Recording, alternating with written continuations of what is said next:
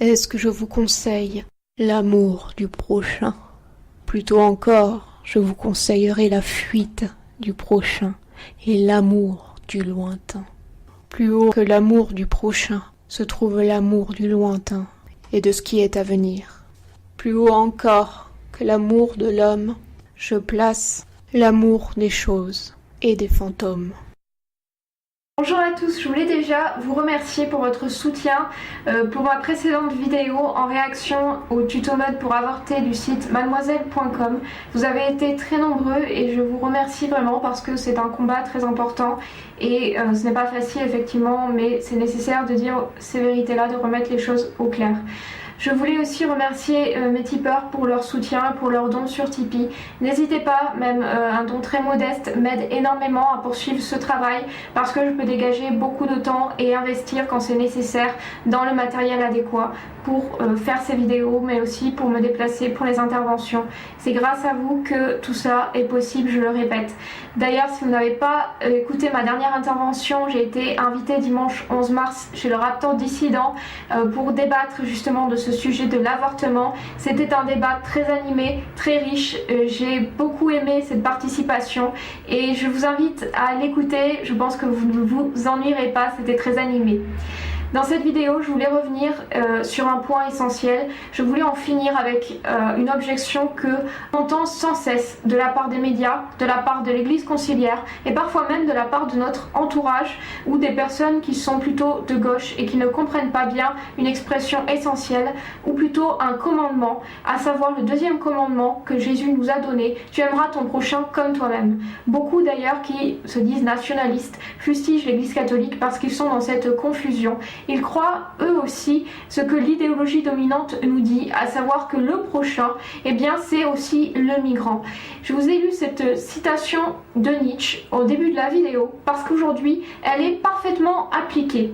Il faut savoir que Nietzsche disait dans ce chapitre de l'amour du prochain que ceux qui font des bonnes œuvres envers leur prochain, en fait, ne le font que pour leur propre ego et qu'il ferait mieux donc d'aimer le lointain.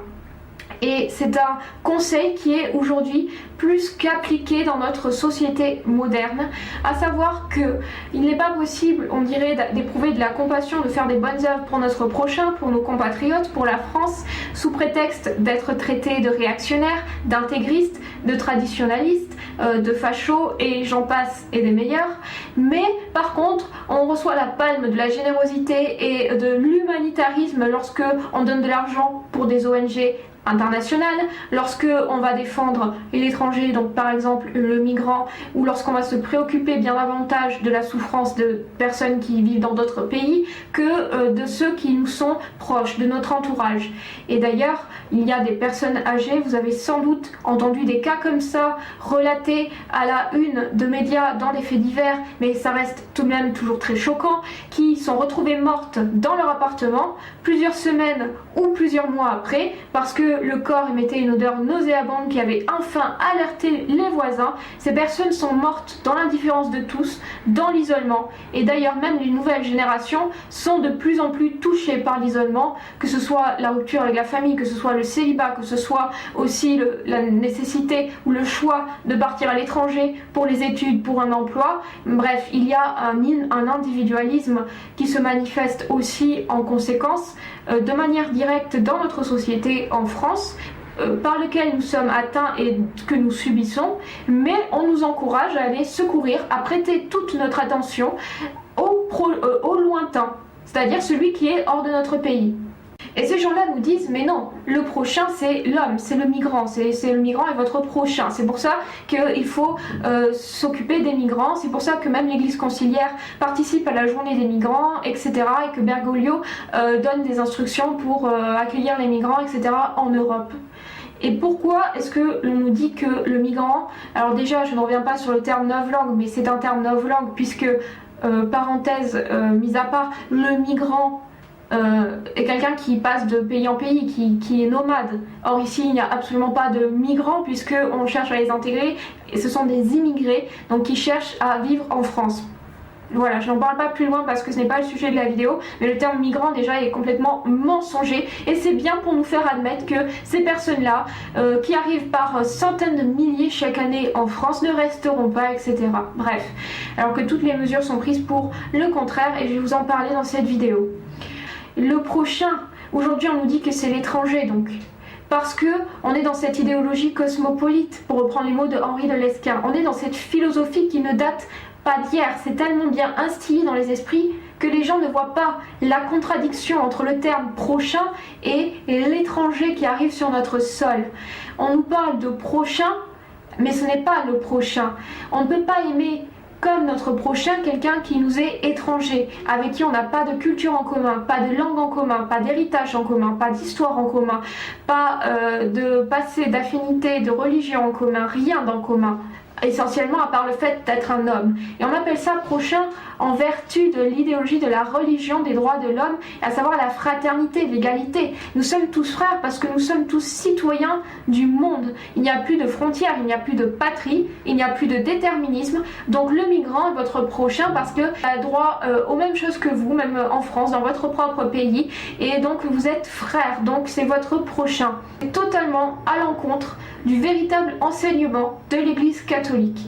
Mais cette philosophie s'est instillée dans les esprits aussi bien parce que cela fait des siècles et des siècles qu'elle est promue en Europe et en France notamment. Et pourquoi elle est notamment promue par les libertins, ceux qu'on appelait les libertins d'esprit, lorsque au XVIIe siècle s'est développé un engouement terrible pour les voyages et pour l'étranger. Tout ce qui était à l'étranger était meilleur qu'en France. En réalité, on se servait de l'utopie. C'est lié à ce mouvement de l'utopie, à savoir la construction d'une société idéale en vue d'un bonheur perpétuel et de la paix universelle. Et donc une cité idéale où il n'y aurait plus de frontières, exactement comme une tour de Babel où tous les hommes seraient égaux, tous les hommes seraient frères. Je vous laisse avec un extrait de Paul Hazard dans la crise de la conscience européenne parce qu'il en parle de manière très détaillée dans son ouvrage. L'Europe, en effet, ne cessait plus de travailler à découvrir le monde et à l'explorer. Le XVIIIe siècle continuait la tâche que le XVIe lui avait léguée. Ainsi s'augmente une production qui va jusqu'à la démesure. Narration, description, rapport, recueil, collection, bibliothèque, mélange curieux. Le vrai jeu consiste à se transporter dans une terre imaginaire et à prendre en examen l'état religieux, politique, social du vieux continent, à montrer que le christianisme en général et le catholicisme en particulier sont absurdes et barbares, que les gouvernements en général et la monarchie en particulier sont iniques et détestables, que la société est à refaire de fond en comble. Quand cette démonstration est achevée, le héros du voyage fictif n'a plus qu'à regagner l'Europe pour y mourir. Ce qui frappe le plus dans ces romans, c'est une volonté continue de détruire. Pas une tradition qui ne soit contestée, pas une idée familière qui ne soit admise, pas une autorité qu'on laisse subsister. On démolit toutes les institutions, on contredit à cœur joie. De sages vieillards apparaissent à point nommé pour remplacer par leurs sermons laïques les ministres du culte. Ils vantent les républiques incorruptibles, les oligarchies tolérantes, la paix qui s'obtient par la persuasion, la religion sans prêtre et sans église, le travail allégé qui devient un plaisir. Ils prônent la sagesse qui règne sur leur terre admirable, qui ont perdu la notion du péché. Ce n'est pas nouveau, c'est une idée qu'on nous a fait absorber et qui est devenue nôtre depuis des siècles avec ce développement du voyage, mais pas seulement, de l'esprit de géométrie aussi, de la destruction de l'ordre naturel, de la rupture de l'unité spirituelle en Europe qui a tout déclenché, et ce depuis justement le XIIIe siècle avec ce nominalisme de Guillaume d'Occam dont je vous reparlerai dans de prochaines vidéos, parce que l'immigration de masse que l'on constate aujourd'hui n'est qu'une conséquence. Si on ne comprend pas la cause, si on ne remonte pas à la cause première, pourquoi cette idéologie, comment ça se fait que les Français acceptent cela, qu'est-ce qui se passe dans leur esprit, qu'est-ce qu'on leur a insufflé, on ne peut pas comprendre, on ne peut pas déverrouiller les choses. Ce n'est qu'une conséquence et rien ne pourra changer tant que cela ne sera pas remis à l'endroit dans les esprits. Qu'est-ce que vraiment le prochain? Qu'est-ce que le prochain pour saint Thomas d'Aquin? Eh bien, le prochain, ce n'est pas l'étranger, ce n'est pas n'importe quel homme. Nous avons des devoirs de piété, nous dit-il. Le premier des devoirs de piété, c'est d'honorer Dieu. Ensuite, c'est nos parents, notre famille. L'homme est constitué d'hébitaires à des titres différents, vis-à-vis d'autres personnes, selon les différents degrés de perfection qu'elle possède, et des bienfaits qu'il en a reçus. À ce double point de vue, Dieu occupe la première place. Mais ce titre convient secondairement à nos parents et à notre patrie, desquels et dans laquelle nous avons reçu la vie et l'éducation. D'ailleurs, le culte des parents s'étend à ceux du même sang, c'est-à-dire qui ont les mêmes parents. Le culte de la patrie s'étend à des compatriotes et des alliés. Parce que nous leur devons la vie et l'éducation, à Dieu et à nos parents. Donc il passe avant tout Dieu premier servi, comme disait Jeanne d'Arc, et puis nos parents qui nous ont élevés, qui nous ont protégés, qui nous ont transmis notre héritage, nos valeurs, qui nous ont éduqués. Et ensuite, nous avons un devoir de piété envers notre patrie, que l'on peut nommer patriotisme, c'est-à-dire la terre de nos pères, c'est-à-dire ceux qui sont de notre sens, nos compatriotes, ceux qui sont dans un environnement plus large que nos familles, mais avec qui nous partageons la langue, la culture, la religion, l'histoire, le passé en commun. Nous vivons sur la même terre et là nous sommes compatriotes. Nous vivons dans l'amitié, comme disait Aristote, c'est l'amitié qui forme la cité, l'amitié entre les hommes. Mais comment voulez-vous aimer autant un étranger qui ne parle pas votre langue, qui n'a pas votre religion, qui n'a pas votre passé, qui n'aime pas même votre pays particulièrement et qui ne cherche pas à devenir français?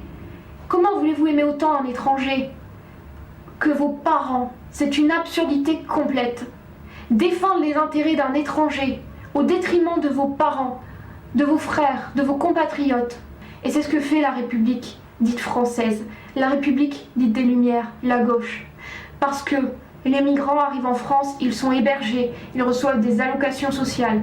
On leur paye des soins médicaux, des soins dentaires notamment. Sachez que c'est impossible, les Français n'arrivent plus à se payer des soins dentaires parce qu'ils ne sont plus remboursés. Le nombre de Français à qui il manque des dents dans la bouche parce qu'ils n'ont pas pu se payer une couronne. Quand vous savez qu'une couronne coûte entre 500 et 900 euros, et quand vous êtes au SMIC et que ce n'est pas remboursé, vous ne pouvez pas vous le payer. Eh bien, on le paye aux migrants, on le paye aux étrangers. On leur trouve des emplois, on leur offre des formations, on leur offre le permis de conduire, chose que les Français ne peuvent pas se payer non plus. On les fait passer avant ceux qui n'ont pas de domicile depuis des années. Bref, ils ont des priorités, on défend leur intérêt au détriment de celui des Français. On immole notre génération, la nouvelle génération française. On immole aussi les retraités. On immole notre pays pour protéger les intérêts de l'étranger. Sachez que l'allocation qui leur était donnée l'année dernière, avant septembre, a été remplacée aujourd'hui par le revenu de solidarité active.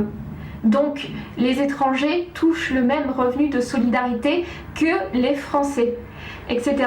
On en fait des Français des républicains, des citoyens. La République, comme je vous l'ai déjà dit, c'est une véritable patrie. Donc elle protège les citoyens et elle forme son peuple. Il y a à la fois une transformation du peuple pour créer des citoyens qui adhèrent à cette République, mais il y a un remplacement du peuple français par des individus qui seront citoyens, qui auront la citoyenneté. N'importe qui peut avoir la citoyenneté française. Il suffit de remplir les papiers. Il y a des conditions administratives. Et ces migrants vont avoir la citoyenneté française dans quelques années. Mais par contre, pour être français, véritablement français de sang et de sol, il n'y a pas de papier, ce n'est pas une question de papier. À la rigueur, c'est une question d'amour pour la patrie, une question d'intégration, en apprenant la langue, en aimant notre histoire, en respectant notre culture, notre religion, nos coutumes, etc. Et ces gens-là n'ont pas l'intention de le faire.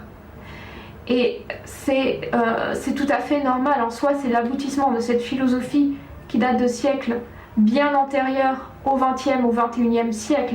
Et cette invasion migratoire n'est pas prête de cesser parce qu'on a au pouvoir des élites qui font tout pour que ce cosmopolitisme, avec l'Europe, avec les États-Unis, ne cesse jamais. C'est un projet c'était presque un projet utopique. Donc le migrant n'est pas le prochain, et je voulais réagir à cette propagande parce que on entend trop souvent ce faux argument, ce sophisme qui est aimer votre prochain comme vous-même. Donc il faut aimer les migrants et il faut leur donner le même droit que les Français.